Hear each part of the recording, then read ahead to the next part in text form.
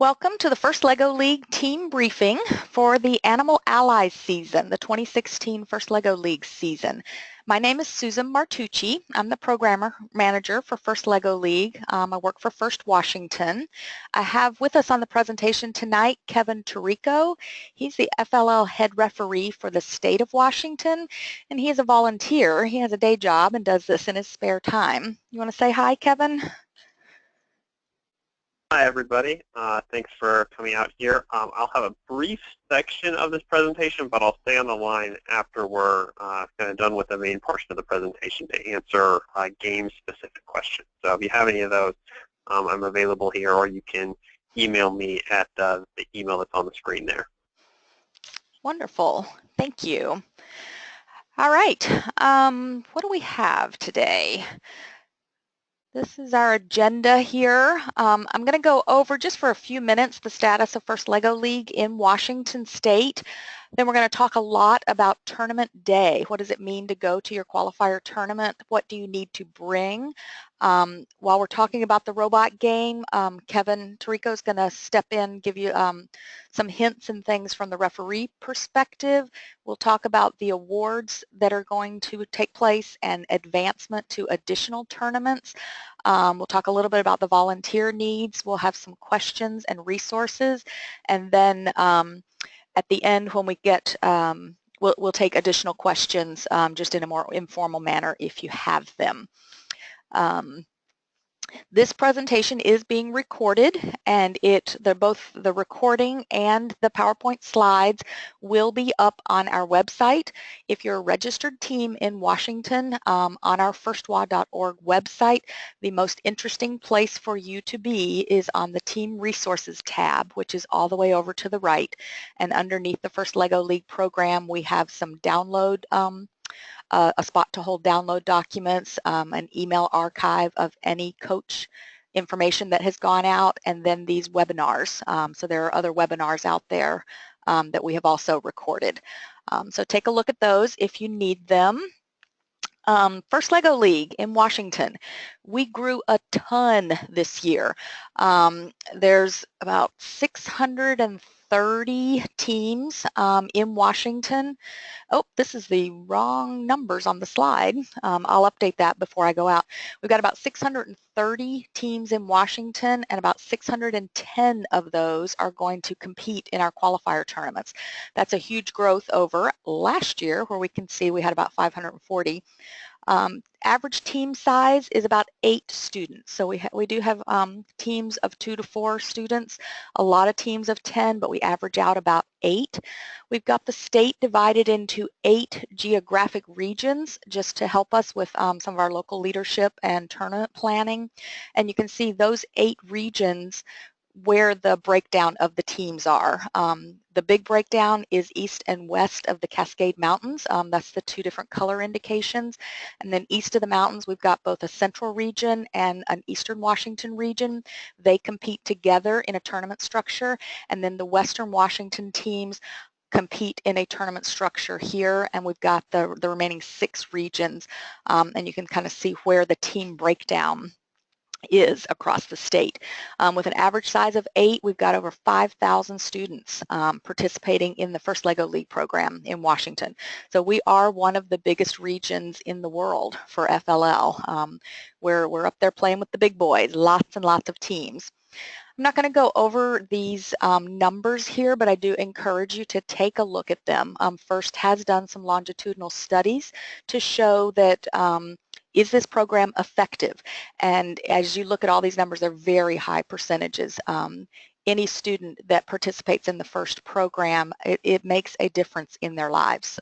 So you as a coach, you are making a difference, whether it's to 1 student or 10 students, or if you've got it in a classroom, you are making a huge difference. Even if a student only participates in the first program for only 1 year, we do see evidence that it makes these changes. So take a look at some of those numbers. It's very, very interesting how effective this program is.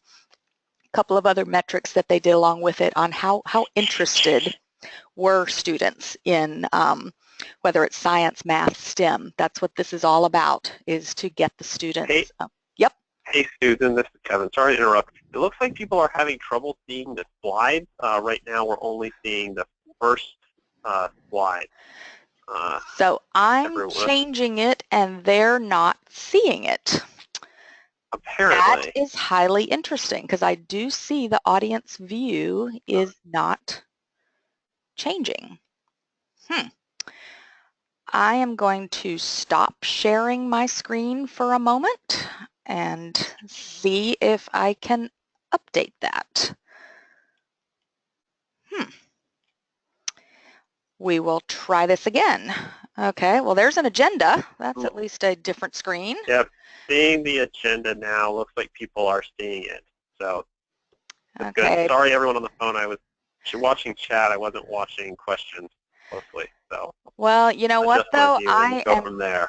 I'm changing it again to catch up and it is not changing. Huh. Okay. Having a tiny technical difficulty here. So let's see. That one's better. Aha. Okay. I think we have it solved. The slides will be there. So if we missed them, I'll flip right through so you can see what you missed. We had the agenda. We have the web link where you're going to find this information, the graph of our teams across the regions, and these are the impact statistics. This is the interesting one that you may want to take a look at and kind of familiarize yourself with to talk to parents, and a couple more metrics of the interest level of students in the STEM careers once they've participated with FIRST. In our state, we're going to have 17 qualifier tournaments this year in 2016. That's up from 15 last year, so we do have 2 brand new events going on this year. We have 4 events that'll take place in Eastern Washington and then 13 events in Western Washington. A typical qualifier is 33 teams. Probably have to change that number for next year because many of our events had to go up to 44 teams this year to accommodate all of the teams. We do have a couple of small ones in the range of 15 to 20. Sometimes our new events, we will put a new event out there to try to be near where the teams are and hope for some team growth. Our smallest event this year is Bainbridge. We actually do still have room in Bainbridge if anybody would like to switch over to that event. It is on Saturday, December the 10th, which is one of the most preferred days, and we do not have room in any other events on that day. However, if you would like to compete on Saturday, in Bainbridge, we have some room over there, and they do start a little bit later than some of the other events to accommodate the ferry schedule. But the rest of our events all over the state, we do run a lot of 44-team events this year, which is getting pretty big. Now, what is a typical qualifier schedule? I'm going to show it to you a couple different ways. Some people like it graphically, some people like it in a list. So it depends on what you like. They all are roughly the same. So sign in or check-in, team check-in in the morning will take place between 8 and 8:30 a.m.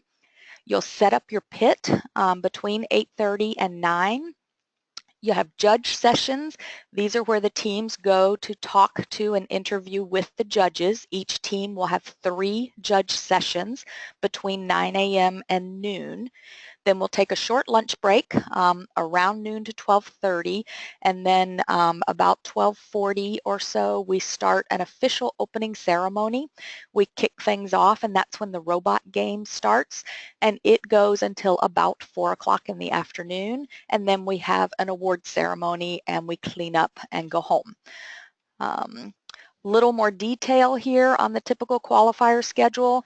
The 8 o'clock team check-in, please look at that time, 8 o'clock a.m.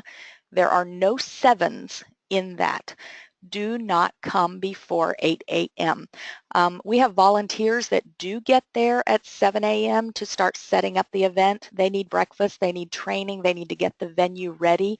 Having the teams come in is extremely disruptive, and we always have to spend a lot of volunteer time blocking the doors.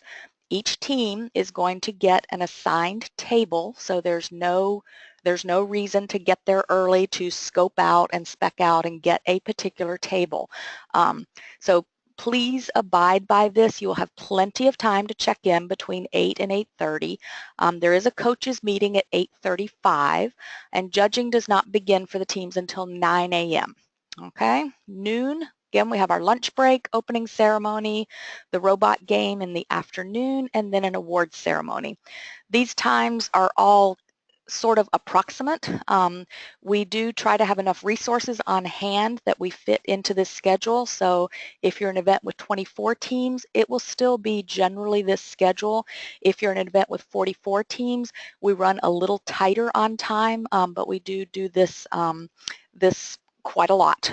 So we kind of know how long it takes us to get through the day. A couple of notes about the tournament day. Many teams want to bring some spectators. These events are free and open to the public.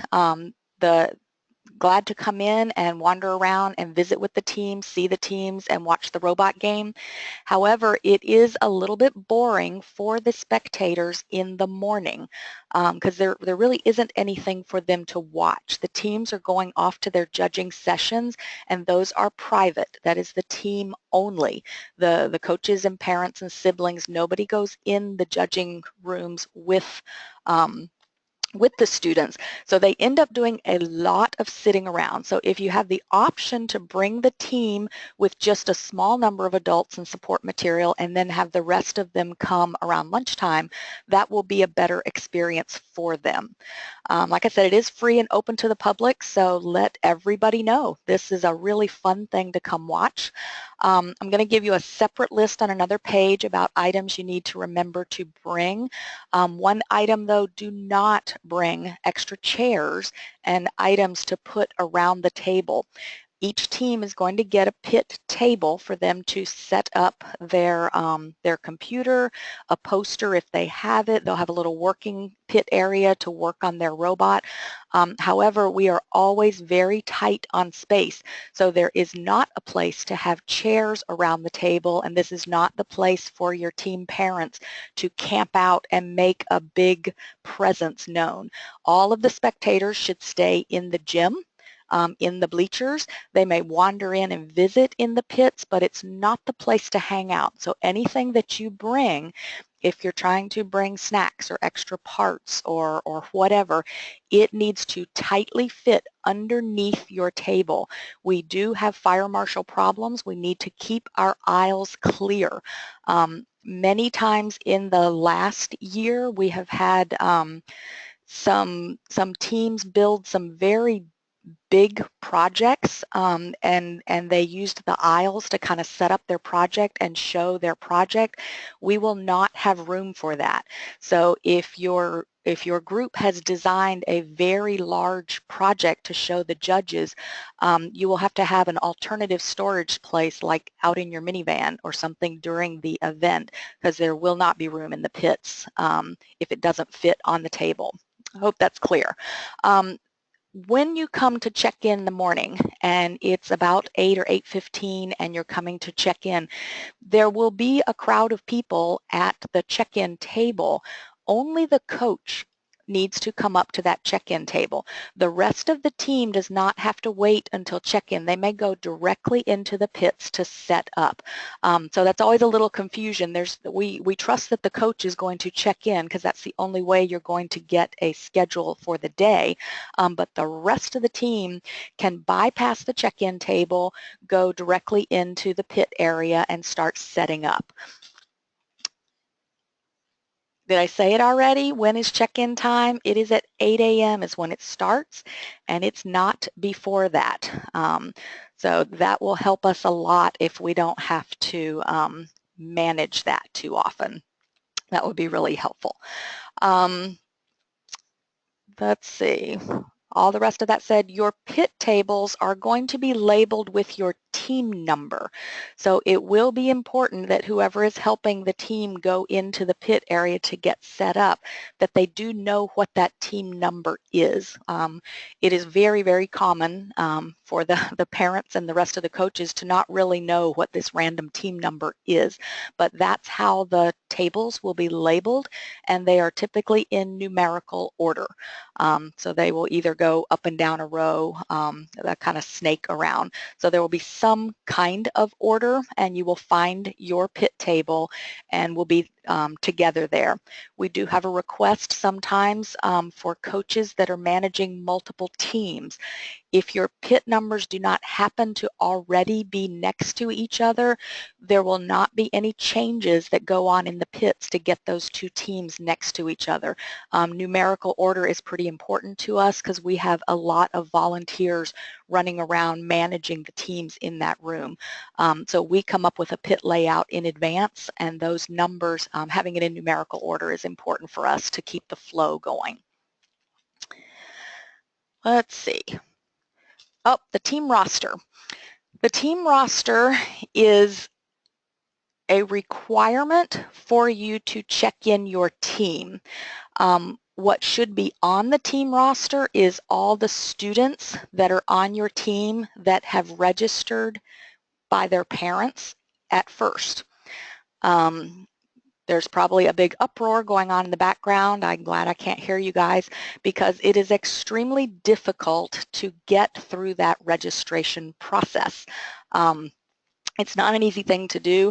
First has been upgrading their systems. I can't apologize enough for it. It is a horrible system to try to get through this year. So you need to do the best you can to get those teams, to get those students registered. One of our coaches has put together a tip sheet. I'm not exactly sure what your interface looks like. If you have the opportunity to download, I have put 3 files out there that you can download. These are also going to be available on our website, so if you don't happen to get them, if you're on a phone or something right now, don't worry about it. These same documents will be available on the website, but they are the process involves the coach initiating an invitation to the parent through the dashboard that's at first. You send out this email, the parent gets the email, they need to then create an account at first, and once they create an account, they can then add children to their account. Each time they successfully add a child to their account, that child can apply to a team. The reason that the coach initiates this this interaction is because the email that comes from the coach will have the team number in it. And that's hugely important because when they apply to a team, they are applying to a team number. So it gets confusing for the parents because they don't really know what our system is. It's confusing for all of us. So help them through that a little bit. It's important and much easier for everybody if we can get the students in there electronically. Once they have applied to a team, then the parent needs to go back and they click on it and give an electronic signature to the consent and release form. Each student that appears at an event must have a signed consent and release form. So if the parent has done it online, that is, they are finished. They have done it online. That student will then print out on your team roster. If the student is not able to get registered online, you have an option in your dashboard to download a paper copy. That paper copy will need to be signed by the parent, and you will bring that with you to check in. Now, I urge you to make a copy of that before you give it to us at the event, because in the event that your team advances forward to another event, like a championship or a semifinal, you will be required again to bring a team roster. So if you've already got that paper form signed once, I would keep a master copy of it in case you need it again this season. Please encourage them to get online if you possibly can. We use the data, the demographic data that comes in there, first uses that to get their grants and to show what we are doing, where we are reaching. And it is hugely important to us. It is cumbersome though. I apologize, can't do a lot about that. Hopefully you can get the documents that I've put in here for you. Neil Palachuk, thank you Neil, put together these. They include screenshots and a couple of notes so that you'll kind of know if you're along the right path. And I will have those posted on the downloads page by the end of this, this evening. Now, what do you bring? You bring your robot. You really need to bring your robot. Extra batteries, the laptop computer, if you are, you're going to possibly be making some changes. You'll have some kind of project presentation, whether it's props or costumes or posters, whatever it is. Food, drinks, and snacks. Each event will have some information specific to their venue location. You can have food, drinks, and snacks in your car. It will be kind of different rules at each venue about where you may consume those food and drinks. If possible, a lot of times we will borrow the cafeteria at the school, so there's a great place to have lunch. Often in the pit area and in the gym area, food and drink is not allowed. So please follow whatever rules your venue has posted because that allows us to use these facilities again and again, as long as we don't abuse it. You will want to bring an extension cord and a power strip. We will have pit power cords running up and down in the pits. It does make a lot of electrical cords around. It is slightly dangerous. So please caution your kids that there is no running and there will be tripping hazards around there. But we should have plenty of power somewhere nearby to your table. You may have to daisy chain or share with another team, but it's all about that gracious professionalism, right? The team information sheet. This is a sheet that the team fills out that kind of summarizes their team. We ask you to bring 3 copies of that because the teams are going to have 3 judging sessions. They're going to see a total of 6 judges, 2 in each panel. And after the judges see a few teams, they start to get confused. It is difficult for them to remember all of the teams. So these team information sheets, which often include a picture of your team or something memorable about your team, this really helps the judges. I have provided a copy of that team information sheet for you in this webinar, and again, it will also be on the downloads page. It's not a hard requirement in that you'll be penalized in any way if you don't have it. It's just highly recommended that you bring it. It helps our judges. And then there's the information about the team roster. You've got to have consent and release one form or another for each student that is attending the event. Field setup kit. Your field challenge kit can be very helpful to the event organizers. We provide the competition kits, the ones that the robot game plays out in the gym, but we do not provide practice kits or practice tables or judging room tables and kits. When the students go in to give their presentation to the robot design judges, we'll talk about that in a little more detail, but we like to have a real table set up with all of the mission models so that they can show the judges really what their robot is intended to do. However, if we do not get any field kits borrowed by the teams attending the event, it is possible that the judge rooms will not have a demo table for them. So this is where we get very interactive. We are a huge program in the state, and the only way that we can put on these events with enough resources is for the teams to help us out. I will have at the end of this presentation, there will be a link that goes to a form where you can sign up and let the organizers know that you are planning to bring either a kit or a table or both. One of the questions that I'll be asking on the form, for instance, if you're participating on a Saturday event, is your practice field and table, can you bring it to stay both days, on Saturday and Sunday, or is it just going to be available on the day that you are there? Either one is okay. It's very much appreciated if you can bring it. But on many of our big events, if we can set up on one day and just kind of leave the setup there until the end of the weekend, it is highly convenient for the volunteers. So think about that as you're trying to decide how you're going to help us out. The event-specific information. So each event is at a particular venue, a school with a map and an address and all of these things.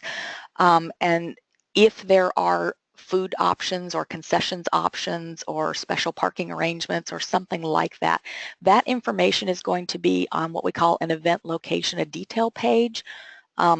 I have found out from talking with some of the coaches today that the menu items are not working really well. If you go to the state qualifier page that you have been going to regularly to check out where these qualifiers are, and if you are registered, as you're in that menu structure, it should now pop out a side menu when you're on state qualifiers to have a page for each of the venues. That may or may not work for you, so we're going to work tomorrow to get better links up on the page so you can just click directly to a particular qualifier page. The other thing that we add to those pages is the team list for who is attending that event. So you, when they're up, and they're not up today, but they will be up shortly, you will be able to see the event page, and then you should be able to find your team in the list for teams attending that page. So you'll be able to both confirm that you're going and see who else is going to be there with you. Evaluating your team. So you are going to go to this qualifier tournament and you're going to kind of show off a little bit. During these qualifiers, your team's going to be evaluated on the 3 core areas of the first program, and that's going to be the project presentation, your robot design and construction, and then core values. So these evaluations are extremely subjective. They are done by volunteers. So volunteers come, they spend the day with us. They have some training they can do in advance of the tournament to learn how to be a judge, but then they also get a training the day of the tournament. So they arrive about 7 in the morning for breakfast, and they have a training session to get ready for those 9 o'clock judging sessions. But it is subjective. So how your team is evaluated that day may be different than how they would have been evaluated at a different event on a rainy day, a sunny day, or whatever. So let them know if they are not happy with their evaluation that this was just one snapshot of time. The judges are generally going to be very supportive and encouraging. So this will not be a bad experience for the kids by any means. It will probably be stressful for them. They are coming and they know they're being evaluated, and just the fact that they're being evaluated can make a team stress out. But our judges are trained and they are really trying to be encouraging, and they want this to be a fun thing. The awards are determined by those judging panels. The judges use a set of rubrics because they are not knee-deep in this theme like you have been for 10 or 12 weeks. So the judges are given rubrics to help evaluate your team, but these are not secret rubrics. They are on our website. They're on FIRST website. If you don't read them, you're not doing your team a good service. So read them, find out how the judges are going to evaluate you.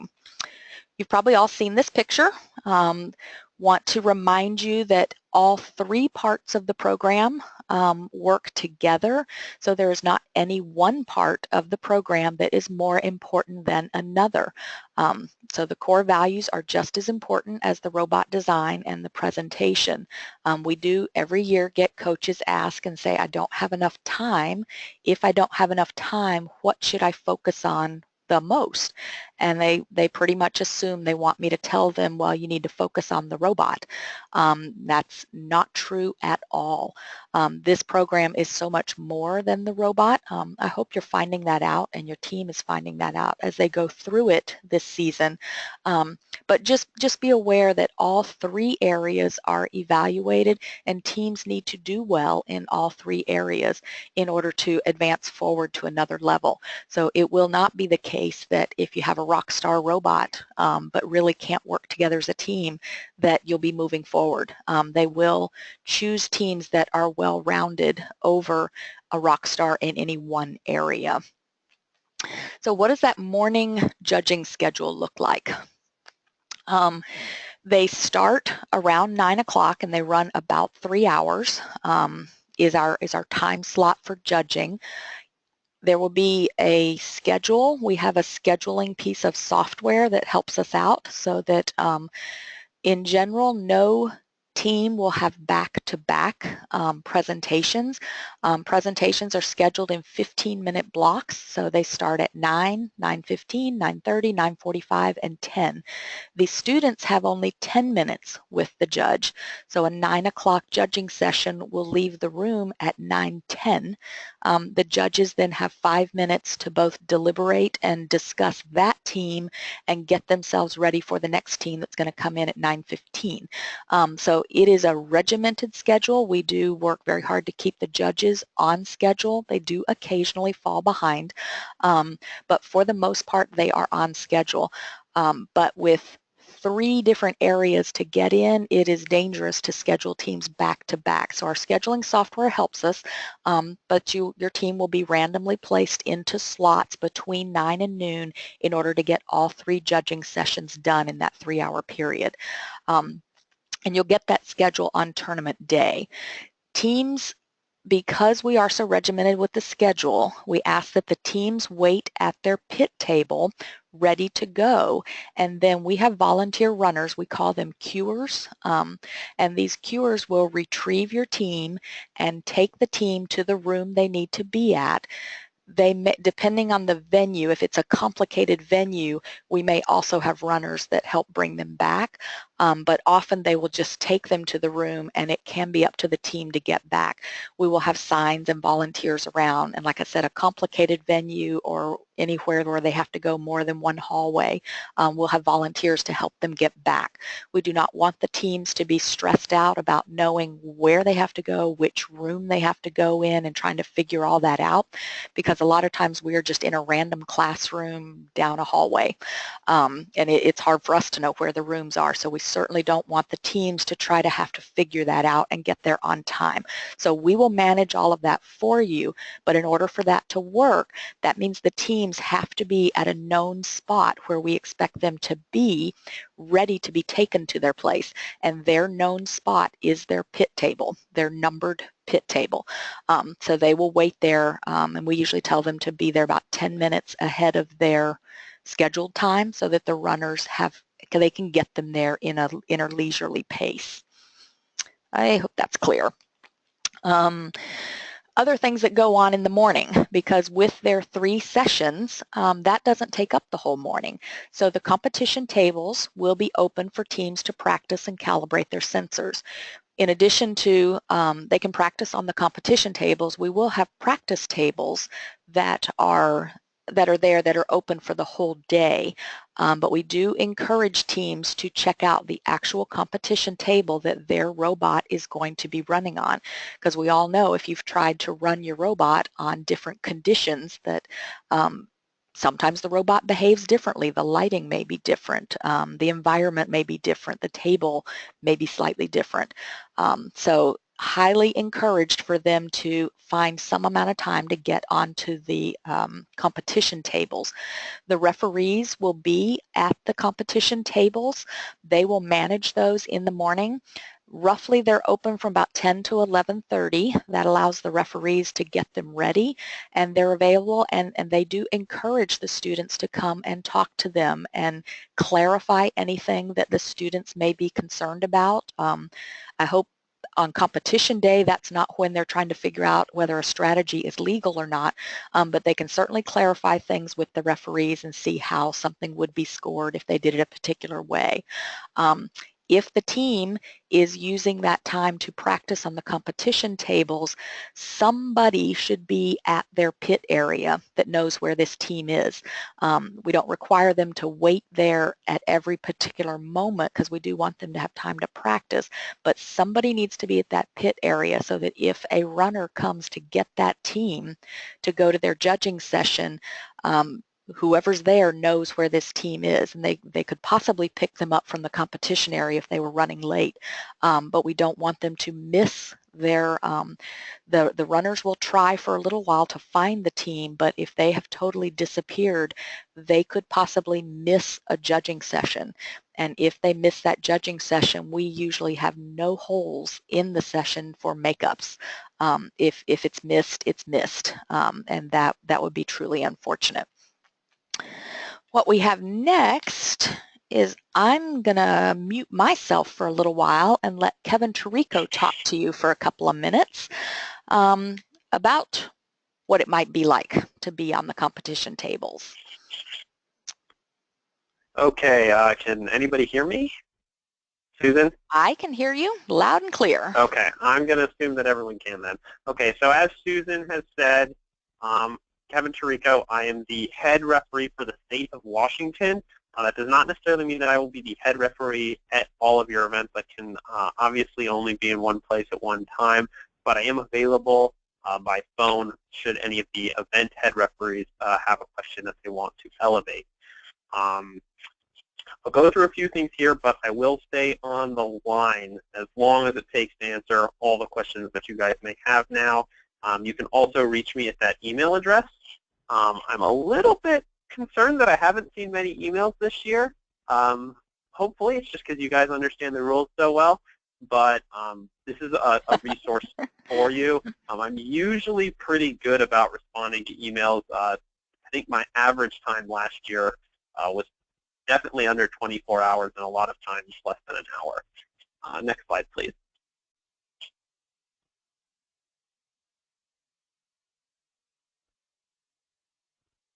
So a few tips. Make sure that you're familiar with the rules as a coach and that your students are familiar with the rules as well. There's also game updates. The most recent one came out on November 3rd. There may be one more this week. I doubt we'll see anything over the week of Thanksgiving, and then potentially the Friday before each competition. US First can release an email. Regarding the rules, I highly recommend that before you attend the event, you review GP1, which talks about gracious professionalism, with the entire team and all family members attending the event. I really think it helps get everyone kind of in the right mindset and remember what we're actually, here to do. That there's a robot competition, there's some awards involved, but it's really about, exposing these students to some really cool experiences, and hopefully everyone has fun along the way. I will try to email out some notes from a referee before each set of competitions.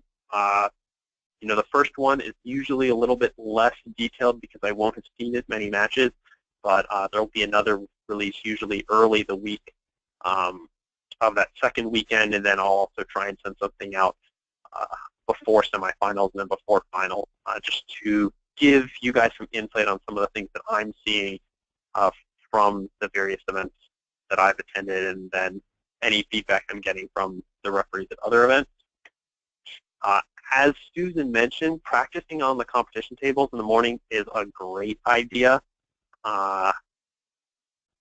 Most teams only ever get the chance to practice on the table they have at home, and in many cases, things that work perfectly at home may work not quite as perfectly at the competition field, whether it's minor variations in the surface of a mat, whether maybe your mat has been used a lot, it's slightly less smooth, or slightly slightly rougher, or ours may be slightly more smooth. Our mats might be slightly more curled, or there could have been mistakes in the way a mission model is built. But please do not bring any of your mission models to the table, and also do not walk away with any of our mission models. We don't usually have enough mission models at an event for teams to take them and just keep running it. It causes a delay, and that occurs both in the morning during practice matches and also in the afternoon during the actual competition matches.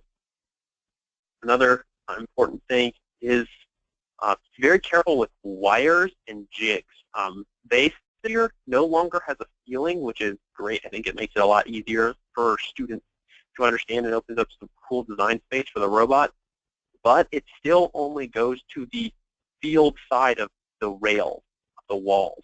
That means you can't have the robot all the way in the corner and a big loop of wire hanging out over that 2x4 wall and legally start your robot. So that's a situation where the referee would have you move the robot away from that corner until that wire was all the way within a basic start. So double check that before. It's usually kind of an annoying thing to have to fix the morning of the competition. Next slide, please. The notes on scoring. First and foremost, we use an automated scoring system, so we fill out score sheets and hand them to the scorekeeper, who enters the state of the field, and then that produces a score. So the referees are not going to know the score at the end of the match. They may know certain things about an individual mission, and they will tell the students if a mission was completed successfully or not, but they will not necessarily know the total score value. So you'll have to wait a few minutes while that score gets processed and thrown up on screen. All of the scoring conditions are evaluated at the end of the match. That means the robot can undo a success along the way. The robot could, say, deliver the zoologist to the research area on the first kind of launch of the match, and then later in the mission or later in the match knock that zoologist out. If the zoologist isn't in that area at the end of the match, then we can't award any points. So just make sure that you understand, that your students understand that we are evaluating the field condition at the exact instant the buzzer reaches 0, so to speak. Also be very careful of the more constraints that require certain missions to be completed a certain way. Specifically, I've listed some of the missions there. It's more than in past years. I can also say for those who've done this before, and even the rookies, this is a relatively hard game and is relatively low scoring. So don't be concerned if your team is struggling to accrue a lot of points. I was coordinating with some of the referees in other regions around the country, and they actually said that they were at an event someone said they were at an event this weekend, and after the first match or first round of matches, a quarter of the teams had scored 0.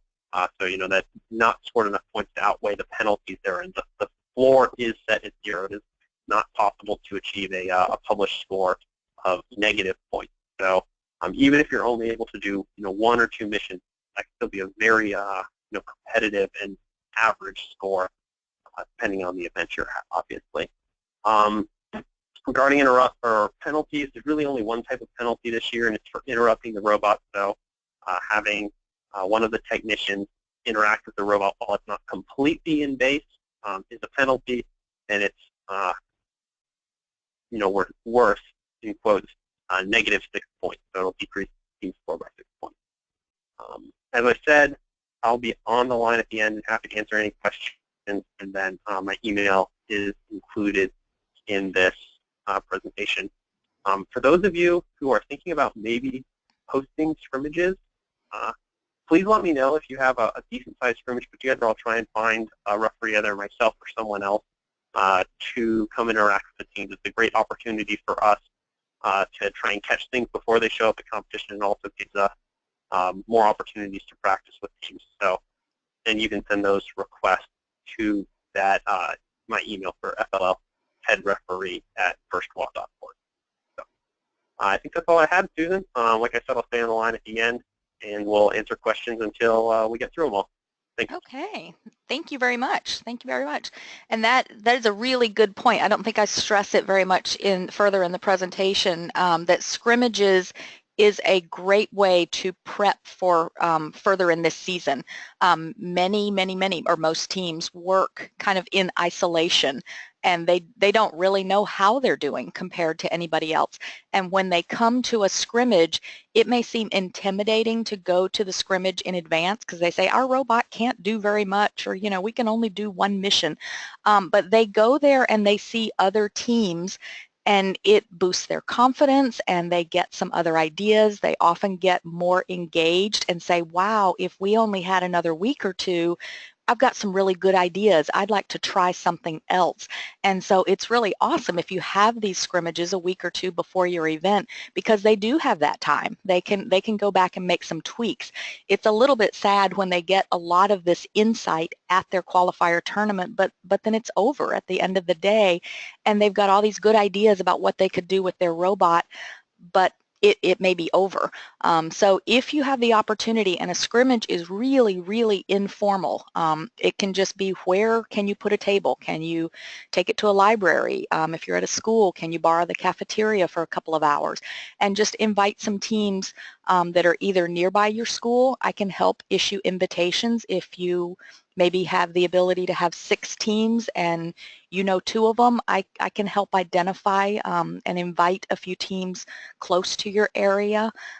So let me know if that's of interest. You can certainly email Kevin if you've got an idea about having it. And it's wonderful to have the referees come, because they will talk to the kids about what's legal and what's not. Okay, let's move on. We got a couple of more slides to talk about the day in a little bit more detail, just to show you some pictures and what's there and not. The robot game in the afternoon, this is what's most interesting to our spectators. So your parents and siblings will want to come for that. It's pretty much universally held in a gym. There are 3 rounds to the robot competition. They are scored by taking the best single score determines the winner. So they are not averaged. And if a team, for instance, missed a round, or for some reason their robot, couldn't run for a round, the only penalty is they miss that particular score. But they get to try 3 times to come to the table, and we work very hard to make sure that all of the students get there to try for their 3 times. This is another situation where the teams are retrieved from their pit area and brought to the line in a queued fashion. So we don't want them to try to figure out how far in the line they need to get in, how early do they need to do it.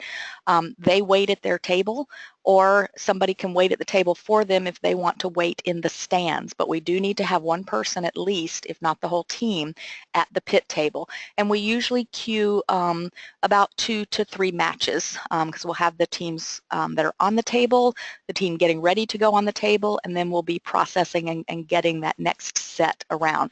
We turn over very, very fast. The rounds are 2.5 minutes. The robot, or the referees, become pretty adept at scoring, getting their score sheets in. We reset the field and we do it again, because we really don't want to be there all evening. We do want to be there and make it a big celebration for them, but we do try to run on time. Now, Bluetooth and Wi-Fi are not allowed in the gyms. This can disrupt all sorts of things going on there. So at first events, it is just universally not allowed. So if you are going to be changing up your programs and things, you need to bring your USB cable and connect using your cable. Now, what about awards? We are going to give out some hardware at the end of these qualifier tournaments. We like to recognize teams. Some teams are very well-rounded. Other teams may have focused more on a particular area, and we try to reward or show an award for all of the areas. If your qualifier is less than 24 teams, Then we have what's called a standard set of awards. That would include the regional champion or the qualifier champion, and that is the overall winner at the event. That would be a team that has done well in all 3 areas. But then we do have an award for each specific area: the project, the robot design, and the core values. We also allow the judges to give an optional judge award, and it is usually given out. It's rare for them not to give it out, but it is an optional award, and all of our judges tend to find teams that don't fit the mold, and they just love seeing the teams and want to reward all of them. So we do give them a judge award that they can duke it out in the deliberation room to decide what that award is for and who gets it. So those awards are decided by the judges. The Robot Performance Award is strictly decided by a number. So the highest scoring robot at that particular qualifier will receive the Robot Performance Award. If you're at an event with greater than 24 teams, then we have what's called an expanded set of awards. So instead of 1 award in each of the core areas, it's expanded to 3 awards. So you see that you can get up to 12 awards there. They have the same Champions Award, Judge Award, and Robot Performance Award, but there are additional awards to go into a little deeper, maybe some spectacular programming or some really amazing teamwork. A team will only win 1 judged award. There will not be teams that win multiple judged awards. The only way that a team would go away with 2 awards is if they won both a judged award and the Robot Performance Award, which is just an objective score. So that's how the scoring works with the awards. The Champions Award, this is the one that goes to kind of the overall winner, and they have demonstrated all 3 areas that they're strong, and their robot performance is in the top 40% at the event. So if in general, you don't have to have a high robot score to win any of the awards except for the Champions Award, and that one does have a threshold that they need to meet to get there, and that will be in the top 40% of the teams at that particular event is what they have to score. Now, advancement. In Eastern Washington teams, so those that are east of the Cascade Mountains, there's 4 qualifier tournaments, and those feed into a state championship, an East State Championship that will be held in Spokane this year. In Western Washington, we have so many teams that we've determined we don't really want to feed. We would have to take just 1 or 2 teams from an event going forward. So we've added another layer, which is called a semifinal layer. So that will allow us to take about 20 to 25% of the teams forward.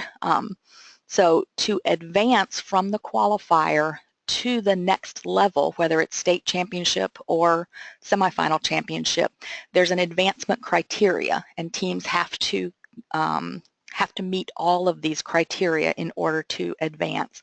The team has to have between 2 and 10 members. We all know this is a rule. However, we do have teams show up with more than 10 members, and that's against the rules, and they would not be allowed to advance forward or win awards. They do have to complete all the required sections of the project, have no disqualifying core values. The core values is not judged, this whole gracious professional atmosphere is not just judged in the 10-minute judging session. It is actually judged throughout the entire tournament. So there are roving judges that are looking out for things. There are also our volunteers and referees and cuers, and lots of people are helping to evaluate teams on the core values. So we have unfortunately had some teams who were rock stars in the judge room, but then outside the judge room they had some very poor core values behaviors. So that is something that your team needs to be aware of, that when they come in the door, they are on their best behavior. That doesn't mean that somebody's going to be disqualified for having a little bit of a meltdown. We have lots of kids on the autism spectrum are drawn to this program. So there is a caution here to say we do expect gracious, professional, and their best behavior, but there is not something that's going to happen for a child who really can't help it, or some of these special situations. So I do not want to hear, like I heard last year, of teams blaming a particular child for the fact that they didn't advance forward. If they maybe have a little meltdown or something. So as a coach, you need to help mitigate some of that. There are behavior expectations, but we are not going to penalize a child who's having a rough time. So kind of understand the difference there, and if you are having difficulty at the event, please talk to either the head referee or one of the tournament organizers to help you out there. The advancement, the champions, that criteria, you're going to perform well in all 3 judged areas. So this is not going to be a situation where you're going to build a rock star robot and just kind of forget about the others because the kids weren't interested. Those teams are not showing the whole program and won't be the ones to advance forward. The robot performance hurdle is slightly different for advancement than it is for just winning the Champions Award. So you can see it makes a difference how many teams are at your event and how many are moving forward. So if a lot of teams are moving forward, say 30% of the teams are going to move forward, then the hurdle to be in the top robot performance is broadened to include like 55%. You got to be in the top 55%.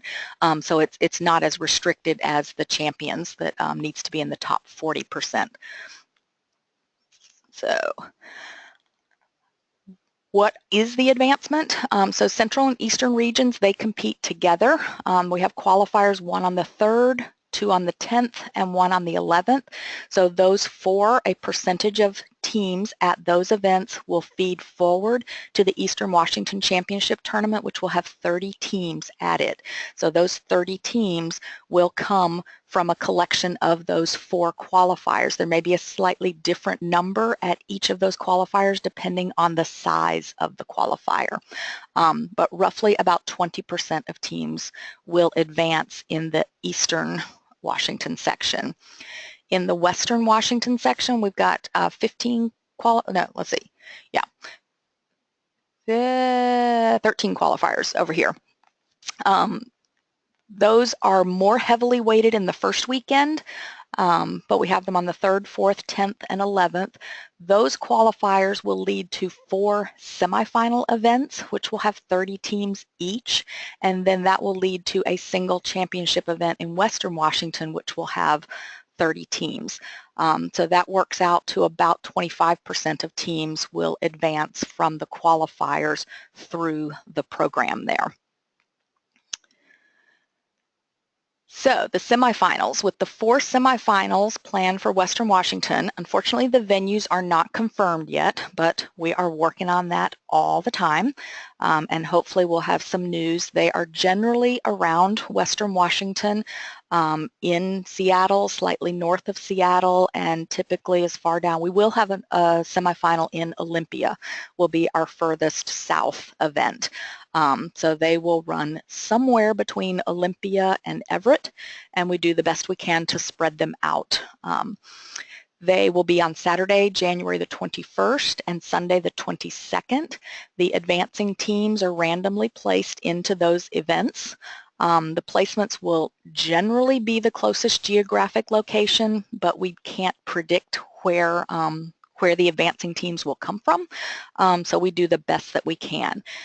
If you advance, you'll be notified of your event placement just before Christmas. So we'll work on that between the 12th and the 21st to make the placements.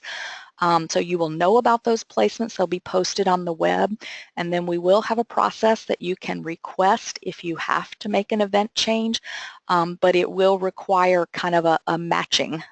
We can't just willy-nilly move you into an event. We will have to have another team willing to move out of an event. Most of the time we have been able to accommodate all teams.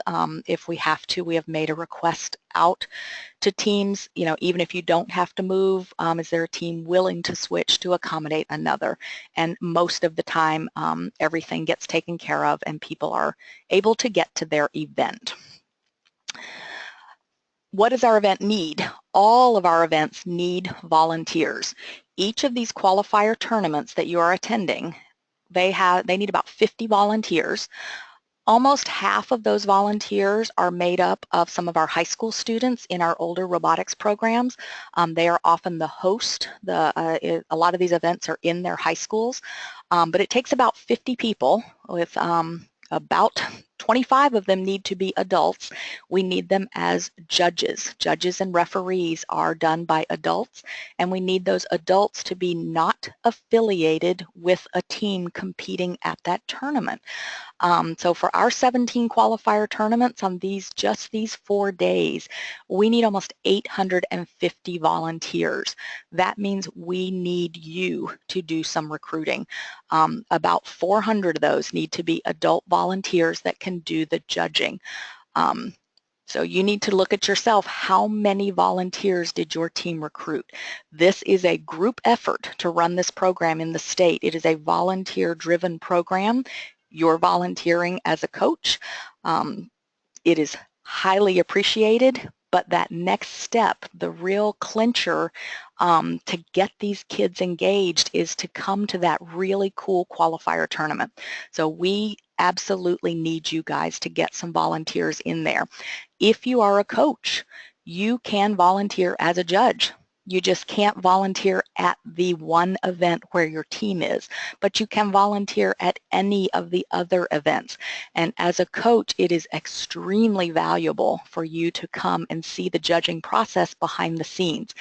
It is a confidential process for that day in terms of you agree as a judge in the room that you will not talk about the deliberations that took place in that room, but the process itself is not a secret. So as a coach, it is encouraged for you to come and learn how it's done. How do the interviews take place? What kind of discussion goes on in the room? How do the people decide on these, and what do they see as important?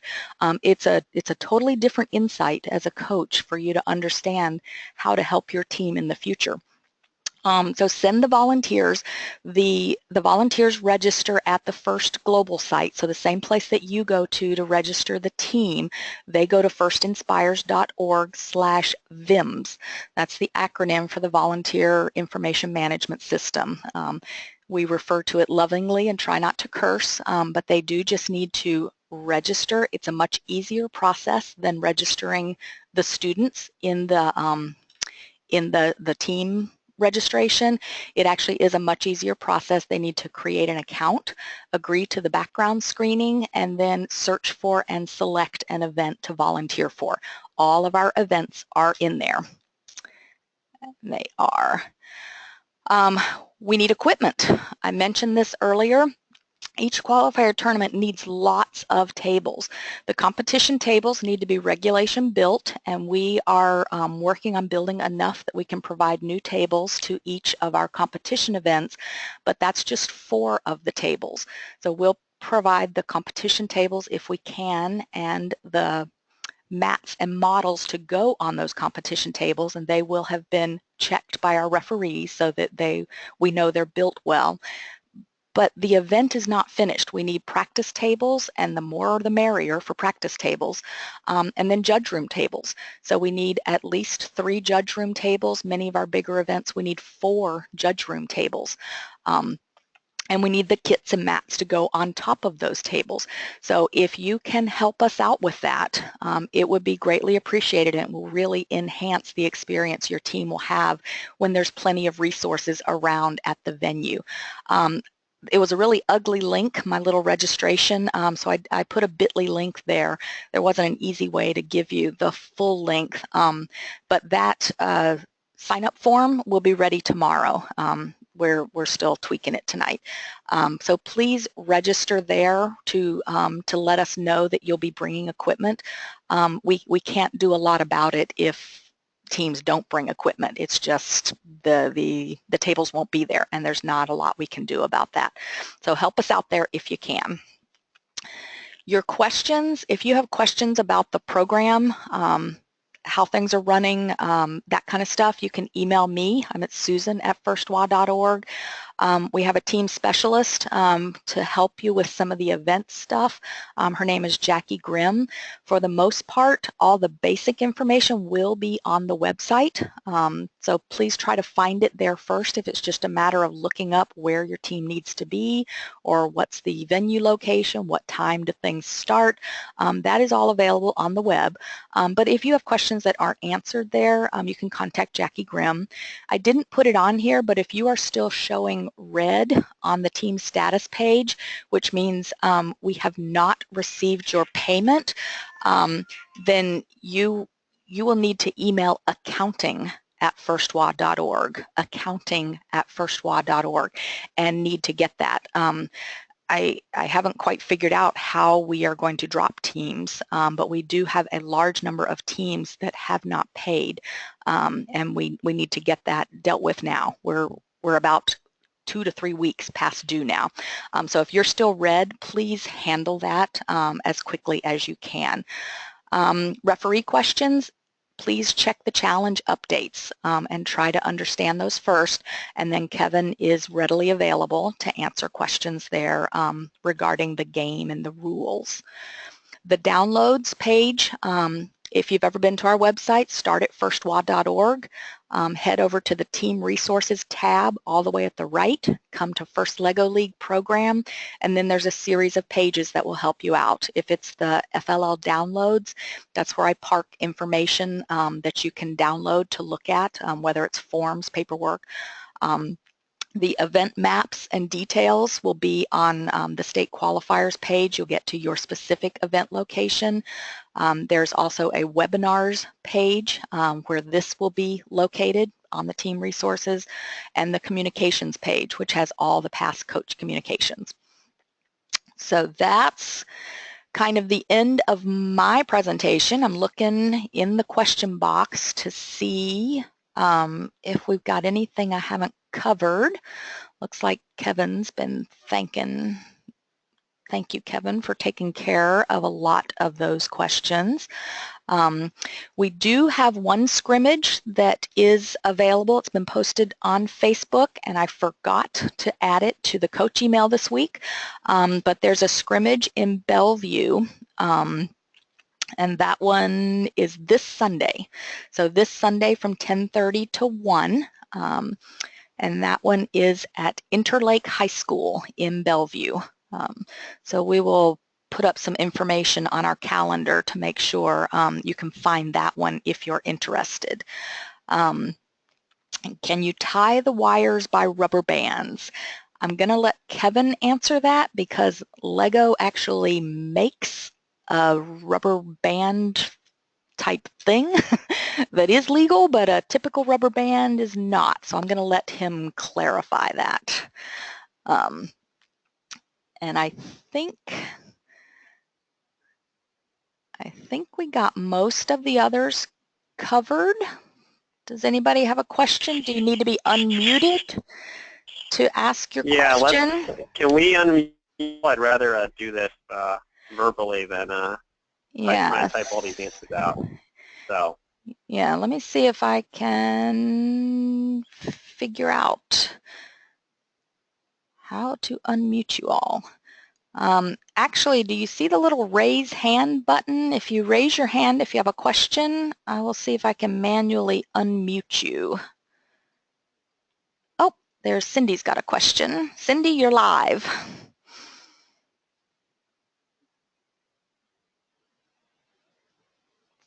Do you have a question, Cindy? Can you hear me? Yep. Oh. Hello? Cindy's got a deep voice. Okay. It's both of us. It's both Okay. of us. In regards to the shark shipment, we've had some teams say that they want to try and flip the tank upside down and rest the shark on the bottom of the tank and move it that way. Do you feel that that falls within the purview of the rules? Interesting to hear this, Kevin. So personally, the way I read it, tank floor means literally the inner portion of the tank. However, there have been teams that think that the floor could be interpreted as The underside of the tank? Yeah. That's an interesting concept. What do you think, Kevin? He's probably looking something up. If he wants, I can actually read out I'm looking at the exact scoring requirement options right now.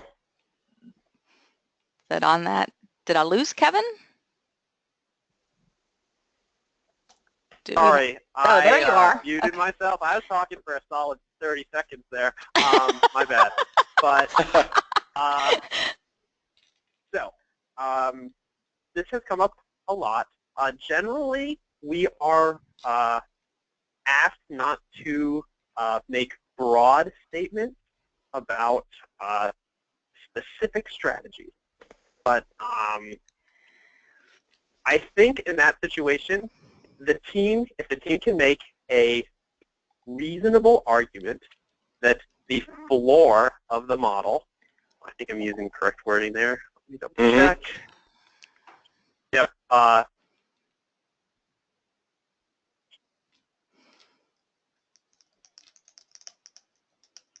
Yep.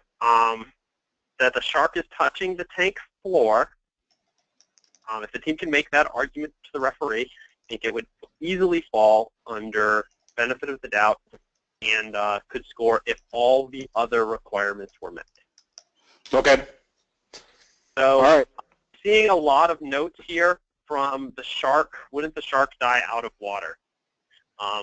And this is absolutely true, number one, but at the same time, if we look at GP2, which is interpretation, it's that the robot game text means exactly and only what it says. So every year we run into these issues where there are things that in real life situations don't make sense to do, but per the way the rules are written, appear to be allowed or appear to be in a gray area that the team would like to make their case for. And the game is designed in such a way intentionally to allow the students to kind of push on some of those boundaries. So don't get too caught up in real world applications, I would say. The other thing I will say about this model, because it has come up enough times, is that from what I have seen, it also is not all that difficult to do with the shark in the normal position, in that if you were to turn the tank upside down, there are some additional risks involved. You're much more likely to lose the shark along the way since it's not contained by the wall, so it's going to be a higher risk, higher reward strategy. So. Okay. Fair enough. We appreciate the info. I do have one other question, but I'll let other people step in if they need. Well, we've got one, Mr. Referee. Is there any penalty for fixing structures knocked down by the robot?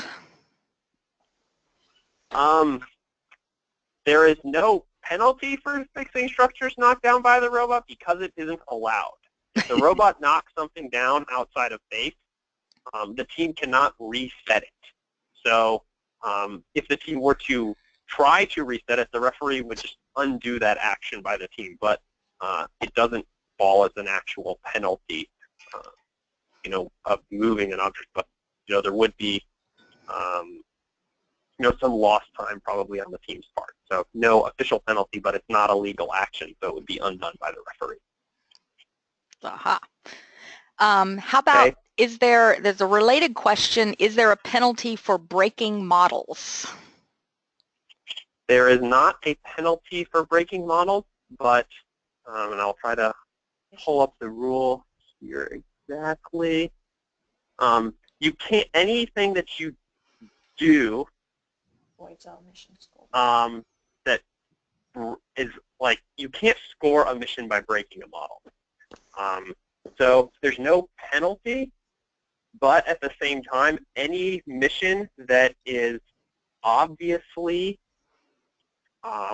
easier or possible due to breaking a mission model will not score. So you won't get an official, manure penalty marker moved because you broke a mission model. But if you complete a mission by breaking the model, you also won't get points for doing that. Okay, and I'm gonna unmute Molly Karjuna. Are you ready to be unmuted? You've got a really long question, so I'm actually going to let you, if you can, do it verbally. Can you? Let's see. Mr. Guma or Ms. Guma, I unmuted you? Maybe? Well, we'll take another question while we're seeing if that will work. Is it okay to move animals out of their position when delivering food packets to them? Yes, there is no, the scoring for food is completely independent of the animal model being next to that food storing area. It's also worth noting that that food storing or that food scoring area does not include where the base of the model is set. If you look at like where the dark outline goes, you couldn't say drop food onto the gorilla and expect it to score. But you're welcome to move the models out of the way, and you actually need to if you want to get the maximum total score by swapping and making pairs on the field. So it's just the target area, or target areas, sorry. Okay, and then we have a clarification here from Scott. The field setup doesn't say the shark has to be floating on the rubber, therefore can it be attached inside the tank? No, it may not be attached inside the tank. If we look at, well, I'm going to try and tell you the exact rule. R11 for mission model handling says if you combine a mission model with something, the combination must be loose enough that if asked to do so, you could pick the mission model up and nothing else would come with it. So if you attached the shark to the base of the tank, whether the tank is upside down or right side up, and then you lift up the shark and the tank comes with it, that is not a legal action by the team, so it wouldn't score. Okay. And then when rotating animals on the animal transfer, do they need to be rotated the full 180 degrees? Yes.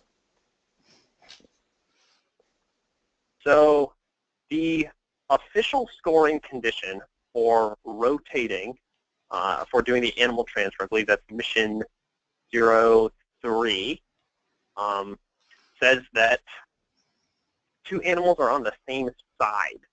And the side is based on the middle line between the tables, so it's essentially the north edge of the north wall defines where that side is. So there are, depending on the mission model, there are small areas where there's kind of a small zone where that model could be not all the way 180 degrees rotated, but still on the other side, and that would score. But you wouldn't get the reset of the red pin in that case. So it does not need to be rotated 180 degrees, and that's really a benefit of the doubt response for teams. For the most part, it does above that mention that it has to spin 180 degrees to be successful, but the scoring condition seems to indicate that you can score points without having a truly successful full rotation. So, okay, so we're going to try for a long one here that's written in here. So my team is planning to do Mission 5, robot supported by the wall, along with gecko supported by the wall, but our robot is big and the wall can't hold the weight of the robot and the gecko.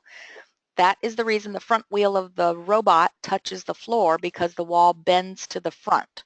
What should be done to support the robot weight? Are the points not given? The points would not be given in that situation. That's a specific design challenge that seems to have been put in there intentionally that makes it, hard to do with a very large robot. So I'm not, unfortunately, I can't give much design advice, but that is an intentional setup there.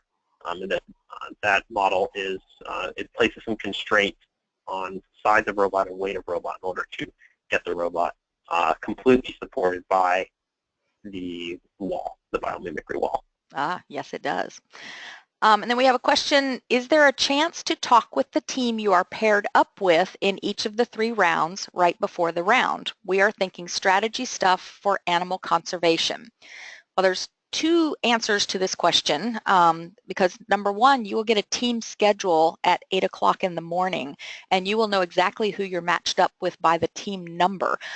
So you are welcome to talk to that team all day long. There is, of course, an opportunity when you're in line and you happen to both not be doing anything while you're waiting. That is another opportunity to talk with them. And then when you get up to the tables and are setting up, the referees will generally ask each of the teams, are you ready? So it will be a little bit of a coordinated effort that both of them will be ready to go. So I would say yes, there are multiple opportunities for you to talk with the other team members, and it's highly, highly encouraged to do some of this collaboration. And then a related question from the same person, from Terry, do the technicians need to be the same kids for every round or even for every mission in the same round? All our kids want to be the technician. You want to take that one, Kevin? Yep. So they do not need to be the same in every round, and they are allowed to swap in and swap out during the individual match. So you could have all the students on your team up as technicians in every single match. I have seen teams do it both ways, where they may have, the first match will be the first 2 students, the second match will be the second 2, and then the next 2 in the third match, or where they actually rotate them all. And you can have as many students involved in that as you want, as long as there are only 2 students at a time serving as technicians. And we'll have usually a blue piece of tape on the ground that will kind of keep the rest of the students back, and so they can swap in and out. Yep. Okay, shark shipment. The shark alone should be in the target or inside the tank?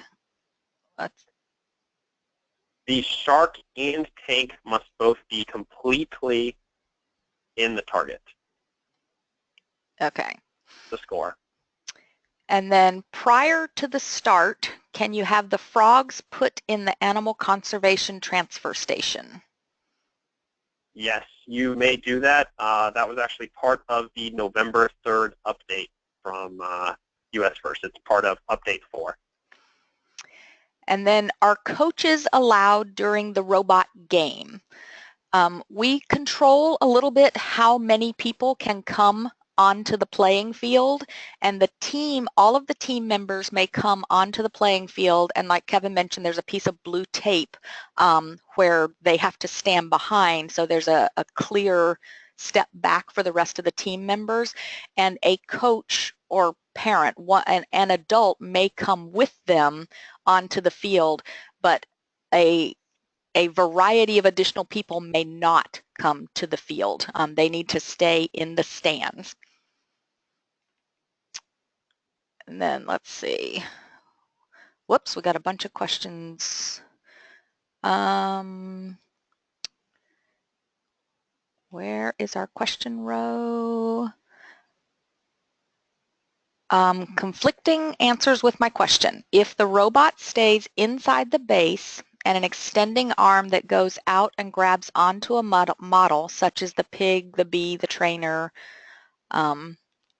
bringing the arm back will release that model. If the robot stays in the base the entire time, can the kid grab the model out of the grasp of their arm without the arm coming back? This is not a projectile. The arm is attached the whole time. That is not something that a team is allowed to do because the team can only handle mission models that are completely in base, and separately from that, they can only handle the robot.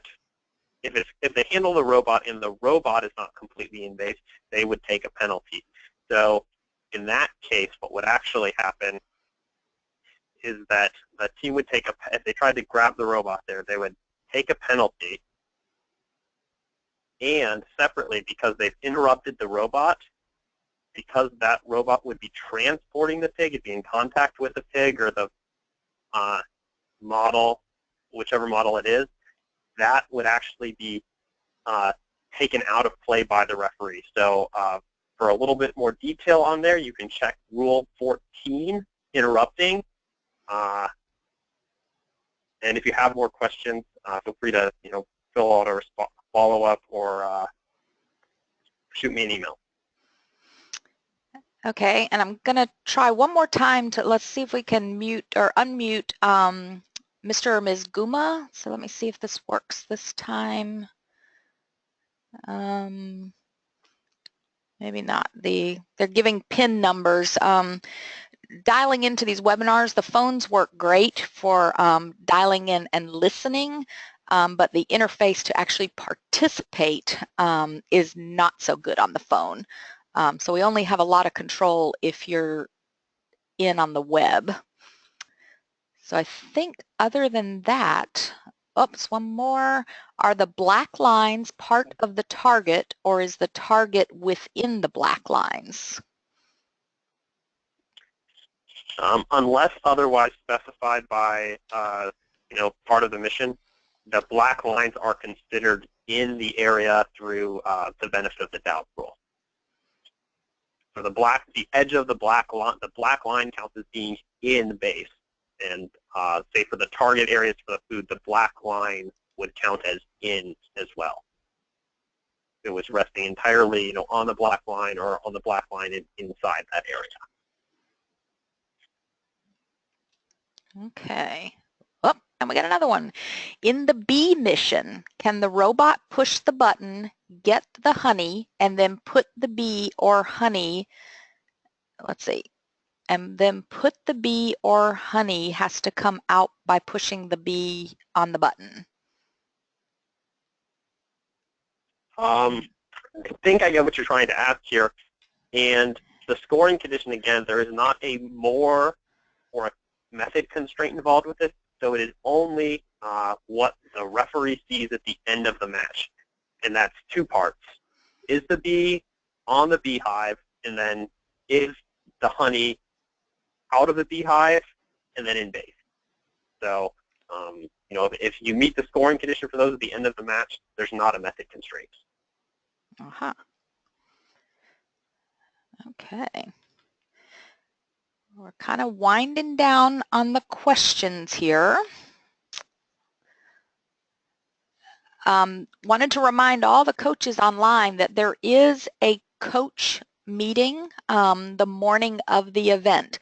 There's not a lot of opportunity at that point in time to discuss these types of game questions, but please do attend the coach meeting. It will discuss specifics about the day and the schedule at the event. And if Kevin or the head referee there has some new information that is relevant, they'll make sure everybody knows it that morning. We got, oops, so much for saying our questions were done. Hold on, we just got several popped in. So the food delivery question, food piece should be on the mat floor. Is that where it should end up? No, in just as we described in relating to in base at the start includes the volume above it, or really it's an area. So say you had a food piece in a bin and then you delivered the bin, as long as the outline of the food piece was completely in the area, you'd be fine. So they don't need to be touching the mat. You could actually theoretically have the robot end like at the end of the match, the robot stopped and was just holding that piece of food over that circle. It would be fine. Or it's not a circle, but it's mostly a circle. Okay. The circle with a cutout for the animal. Sorry. And then we have a question about cow models, and this is probably relevant to a lot of the models that are getting a lot of use, whether it's sticky or not functioning for some reason. So often the milk and manure doesn't come out on their own. If it rotates far enough and the milk doesn't fall out, will it count for points? So having looked at about 30 carousels at this point, I can say that this does occasionally happen, but I've checked the operation of all 30 of those that we've packed up and got ready to send out for events, and I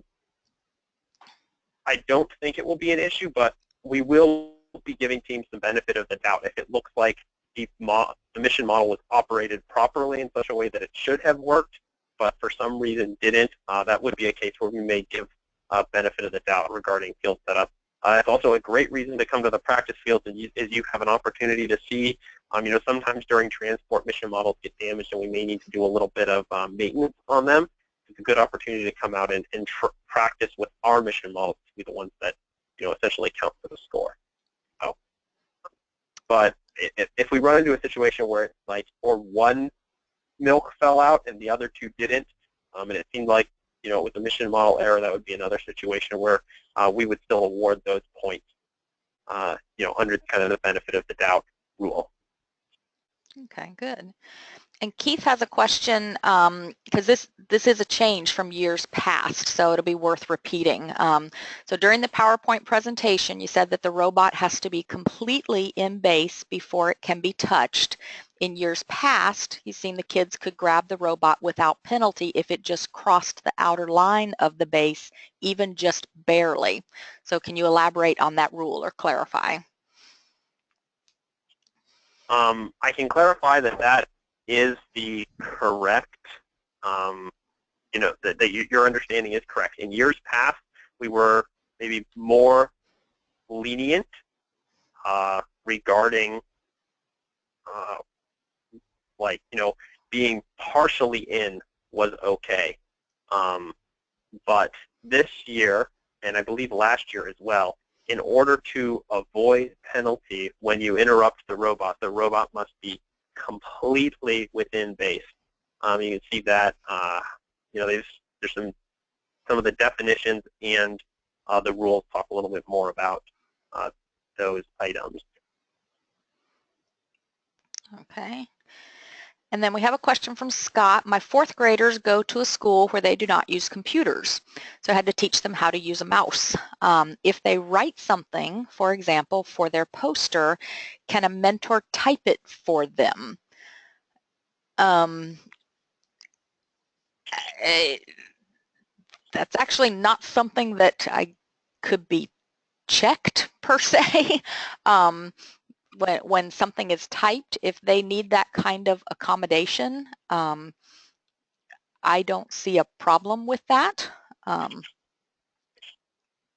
Yeah, and I'll just tag on there. I don't think that would be an issue. I do, again, as you talked out here, and this is a great point, is learning opportunities. Maybe you can have them type out a word and then type the rest for them just so they get used to that interface. But there's no real way for us to check that, and we do realize there's a lot of things where typing and printing multiple copies of, say, the team information sheet is a lot easier than having the kids try and write out 3 copies of it. So I don't see any issue with that. Yep. So I'm not a judge, so it should be very clear there. Well, and that's, I mean, we make we make accommodations as needed for lots of different situations. So I'm sure a lot of the students can't imagine that computers are not widely available, but in our state there are actually many districts and students who do not have wide availability of computers. So this is new for them to get to experience this. So do the best you can. Max, should we do a last call for questions? We haven't had any new questions in a couple minutes here. Does everybody feel like they've got what they wanted to know? Kevin's available by email, so if you think of something the minute we stop the, the presentation that you wish you'd asked, feel free to email him. His is flheadreferee@firstwa.org. And go to our website. All of this will be up. Well, the video has to convert, so it'll be up either late tonight or tomorrow morning, and the PowerPoint slide presentation will be up. So I'm going to go ahead